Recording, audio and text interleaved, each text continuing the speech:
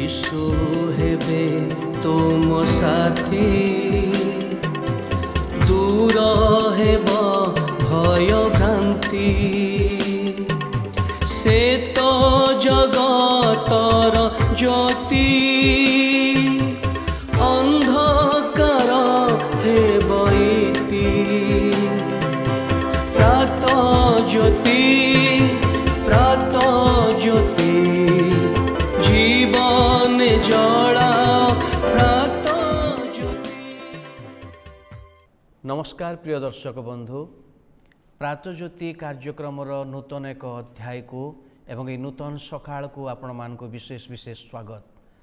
ख्रीष्ट सम्मिलित मंडली भुवनेश्वर द्वारा आयोजित ये विशेष कार्यक्रम प्रातज्योति को आपण मानक विशेष स्वागत जनाए एवं आपण माने जे ये कार्यक्रम द्वारा विशेष उपकृत हेउचंती एहा माने विश्वास करूछु। आपण मानकर बहुमूल्य मतामत गुड़िक आपण जो प्रकार कमेंट बॉक्स रे मानक लिखि जणांती एथिपाई आमे आपणक निकटरे कृतज्ञ हटू, कारण आपण ये कार्यक्रम देखुचंती ताहा मानक प्रमाण करे एवं आपण माने ये कार्यक्रम को अन्य मानक निकटरे मध्य शेयर करूचंती एथिपाई मध्य आपणको आमे धन्यवाद जणाऊ, कारण ये कार्यक्रम गुड़िक करिबा द्वारा आमे आमानकर प्रत्येकଙ୍କ जीवन रे एक नूतन विषय सृष्टि करिबा पाई चाहूछु एवं आमे समस्ते जे प्रकार ईश्वरंकर निकटवर्ती हेई परिबा एहा आमानकर चेष्टा एवं प्रयास। मोर प्रिय दर्शक बंधु माने आमाने आजिर आलोचना रे एक पारिवारिक भित्तिक विषय आलोचना करिबा एवं ए आलोचना पिला माने ईश्वरंकर आशीर्वाद।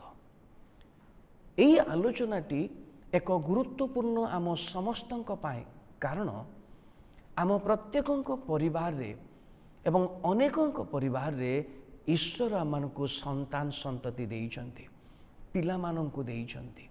अनेक समय रे एथिप्रति आममानकर मानसिक भावरे बा मनुष्य भावरे गोटे चिंताधारा अछि जे एहा आममानकर प्रचेष्टा एवं आममानकर फल।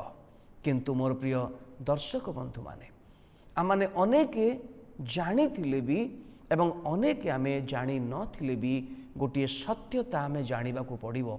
आम कोଳରେ जो संतान संतति सबू आमे देखुचु, आमे पाइचु एवं व्यवहार करूचु से मानंकु भिन्न भिन्न कारण पाई एमाने होउछंती ईश्वरंकर आशीर्वाद। कारण एहा मु कहू नहीं, किंतु एहा ईश्वरंकर जीवंत वाक्य ताहा प्रकाश करे। जदि मु गोटे शास्त्रांश पवित्र बाइबल रु पढ़ी आपण मानंकु आहुरी ए विषय आहुरी सचेतन आसीबो एवं आम मानंकु आहुरी धारणा आम मानक जीवन रे आसीबो। मु पढ़ी गीत संहिता पुस्तक तार 127 गीत तार 3 पद ए जगह ए प्रकार लिखा अछि, देख संतान गण सदा प्रभुंकर दत्त अधिकार ओ गर्भजात फल ताहांक दत्त पुरस्कार। ईश्वरंकर करुणा, ईश्वरंकर दया मनुष्य प्रति प्रचुर हबारु एहा मनुष्यर कौशल रे, मनुष्यर प्रचेष्टा रे, मनुष्यर दक्षता हेतुरु न हेई एहा ईश्वरंकर पुरस्कार आममानक प्रति। आममानक पाखरे जदि पुओ अछंती, आममानक पाखरे जदि झियो अछंती किंबा ए उभय जदि आममानक पाखरे अछंती, एमाने ईश्वरंक द्वारा दिया जाइथिबा आममानक प्रति पुरस्कार। प्रथम कथा आममानकु जानि रखिबा को हबो जे ईश्वरंक द्वारा दिया जाइथिबा विषय हेइथिबारु सेई पिलामानंक प्रति आममानकर जत्न नेबा विषय आहुरी टिके गांभीर्य हवा दरकार। केवल मोर पुओ मोर झियो हिसाब रे मु दायित्व न नहीं, एहा ईश्वरंक द्वारा दिया जाइथिबा पुरस्कार भावरे मु दायित्व नवा दरकार। एवं संतानगण एहा आममानक प्रति अधिकार बोली पवित्र शास्त्र आममानकु कुहा जाय। इंग्रजी रे कहिले हेरिटेज बोली कुहा जाय, इनहेरिटेंस बोली कुहा जाय। तार अर्थ आममानकर परिवार को आग को नवा पाई जो एक वंशर आवश्यकता अच्छी ତାହା ସେମାନେ ଆଗକୁ ନେଇଥାନ୍ତି। ଏବଂ ଏହା କାହା ଦ୍ୱାରା ହୁଏ? ଈଶ୍ୱରଙ୍କର ଦାନ ଆପଣଙ୍କ ପ୍ରତି, ଈଶ୍ୱରଙ୍କର ଦାନ ଆମ ପ୍ରତି। ତେଣୁ ଅନେକ ସମୟରେ ଆମମାନଙ୍କର ପିଲାମାନଙ୍କ ଯୋଗୁଁ ଆମେ ବେଳେବେଳେ ବ୍ୟତିବ୍ୟସ୍ତ ହଉ, ଆମମାନେ ଅସ୍ଥିର ହଉ ଏବଂ ବେଳେବେଳେ ଆମକୁ ଲାଗେ ଯେ ଏଇ ପିଲାମାନଙ୍କୁ ପ୍ରତିପାଳନ କରିବା, ପିଲାମାନଙ୍କୁ ପାଳିବା, ପୋଷିବା, ବଡ଼ କରିବା ଏହା ଗୋଟିଏ ବୋଝ ବୋଲି ଆମେ ଭାବୁ। ମୋର ପ୍ରିୟ ଦର୍ଶକ ବନ୍ଧୁମାନେ, ଆମମାନଙ୍କର ପିଲାମାନେ ଆମମାନଙ୍କର ବୋଝ ନୁହନ୍ତି, କିନ୍ତୁ ଆମମାନଙ୍କର ପିଲାମାନେ ଈଶ୍ୱରଙ୍କ ଦ୍ୱାରା ଦିଆଯାଇଥିବା ଆମମାନଙ୍କ ପ୍ରତି ପୁରସ୍କାର ଅଟନ୍ତି ଏବଂ ଅଧିକାର ଅଟନ୍ତି। ଏହି ସତ୍ୟତା ଆଜି ଆପଣଙ୍କର ହୃଦୟରେ ଆପଣ ସ୍ଥାନ ଦେବା ଆବଶ୍ୟକ। ଏହି ସତ୍ୟତା ଆମମାନେ ପ୍ରଥମେ ବୁଝିବା ଆବଶ୍ୟକ।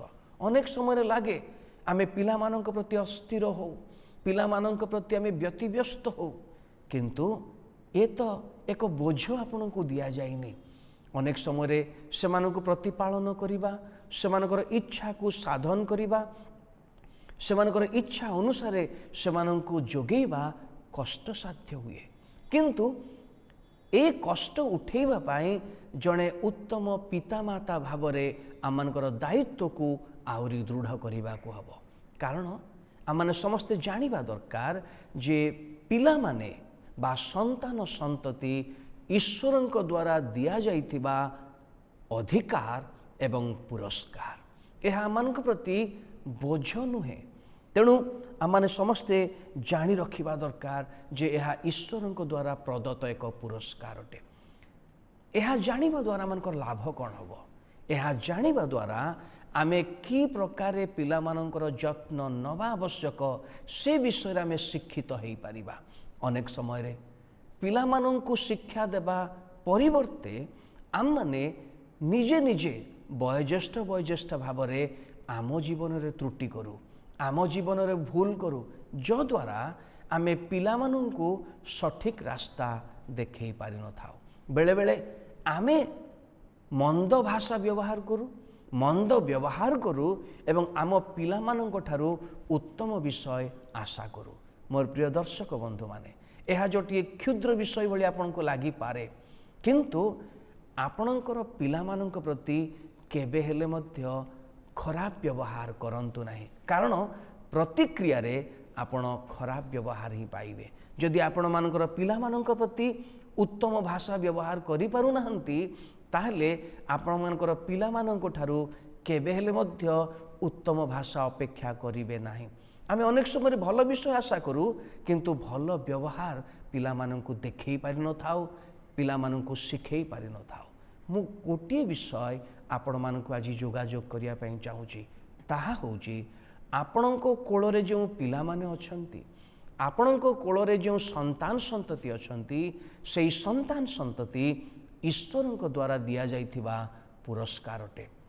ବେଳେବେଳେ ଆପଣଙ୍କ ଘରେ କେବଳ ଯଦି ଝିଅ ଜନ୍ମ ହୁଅନ୍ତି, ସେତିକିବେଳେ ଆପଣଙ୍କ ପରିବାରରେ ଗୋଟିଏ ପ୍ରକାର ଦୁଃଖ କଷ୍ଟ ବୋଲି ଆପଣମାନେ ଭାବନ୍ତି।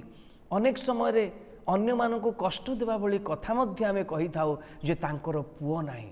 ମୋର ପ୍ରିୟ ଦର୍ଶକ ବନ୍ଧୁମାନେ, ପ୍ରତ୍ୟେକଟି ବିଷୟ ଈଶ୍ୱରଙ୍କର ଇଚ୍ଛା ଏବଂ ଈଶ୍ୱରଙ୍କର ପୁରସ୍କାର ଆପଣମାନଙ୍କ ପାଇଁ। ଯଦି ସେହି ସତ୍ୟତାକୁ ବିଶ୍ୱାସ କରିବା, ଈଶ୍ୱରଙ୍କୁ ଧନ୍ୟବାଦ ଦେଇ ସେହି ପୁରସ୍କାରକୁ ଆମେ ବ୍ୟବହାର କରିପାରିବା।